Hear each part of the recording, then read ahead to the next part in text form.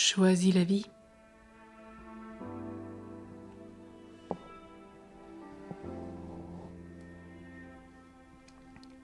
Là où est ta blessure, là est ton don.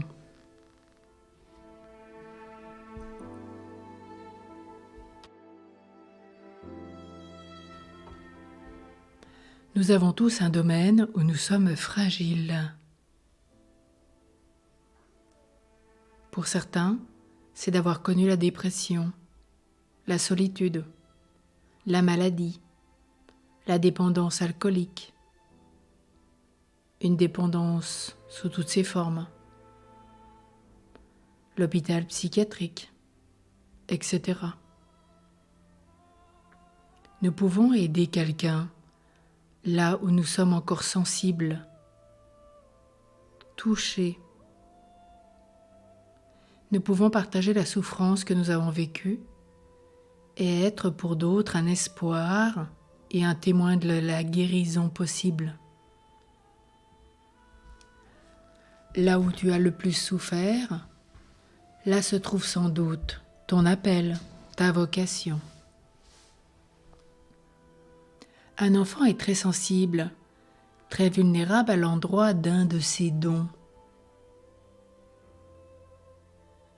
Un enfant qui a le don de la parole souffrira plus qu'un autre qu'on veuille le faire taire, ou que l'on le trouve ridicule de ce qu'il est en train de dire. Il peut progressivement devenir complètement inhibé dans son expression verbale ou bégayer, alors qu'il avait peut-être un don d'orateur et d'enseignant.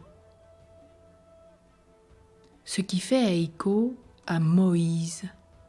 Aujourd'hui, avec cette image, nous sommes au mont Sinaï. Rappelez-vous Moïse dans son don d'orateur, celui qui a permis ce chemin de la libération, bégayait. Beaucoup de grands saints qui ont eu un don pour parler, prêcher, annoncer l'évangile avaient un problème d'élocution. Alors courage, tout est possible, et même la mission est possible quand la guérison ne s'effectue pas. Regardons Moïse, regardons Paul, ils ont bien gardé leurs difficultés jusqu'au bout, et pourtant, ils ont pu prêcher jusqu'au bout de l'humanité. Un autre enfant sera par exemple très rebelle devant ce qu'il estimera être une injustice. Il va crier, taper du pied, casser des objets. Nous, qui l'entourons, allons juger cette attitude insupportable et peut-être en tant que parents le punir au lieu de l'orienter. Et nous risquons de briser en lui cet élan. Il a peut-être un talent pour être défenseur de l'humanité. Ne penserions-nous pas à un homme comme l'abbé Pierre, cet insurgé de Dieu?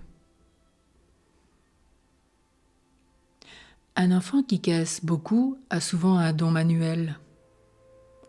Au lieu de le traiter d'incapable, de maladroit, ce qui risque de le marquer durablement, sachons l'aider à utiliser positivement l'énergie qu'il a dans les mains et découvrons ensemble quel don lui est sous-jacent. Dessin, bricolage, musique ou capacité pour aider aux soins.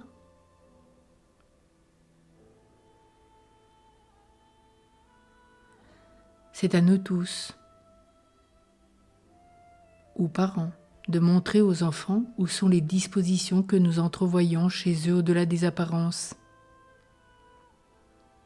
Pensons à Sébastien Bach. Jean-Sébastien était sourd. Et pourtant, quel talent pour la musique!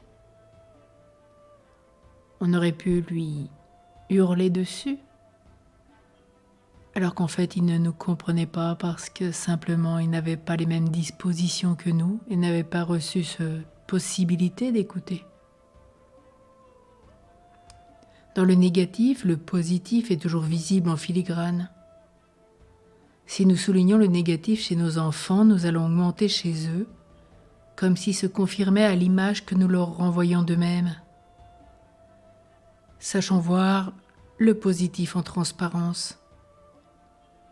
Devenons des chercheurs d'or, découvrons les pépites d'or dans la boue qui les dissimule, et rappelons-nous que beaucoup, avant nous ou autour de nous, ont un handicap, plus ou moins important, un trait de caractère particulier.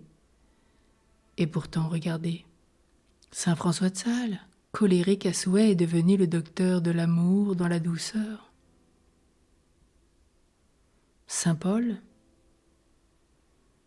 est devenu l'un des plus grands orateurs malgré ses problèmes de langage.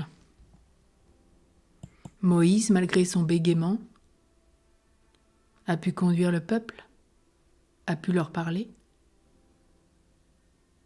Thérèse de Lisieux, fragile psychologiquement, est devenue ce grand docteur de la science de l'amour. Le curé d'Ars, il se disait extrêmement fragile et sensible, et pourtant il est devenu le saint patron des curés de l'univers.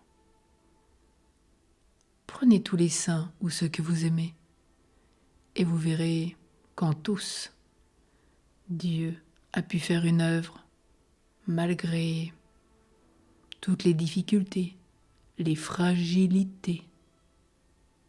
Il a fait d'eux des témoins de la guérison possible, les témoins de l'espérance. À notre tour de le devenir.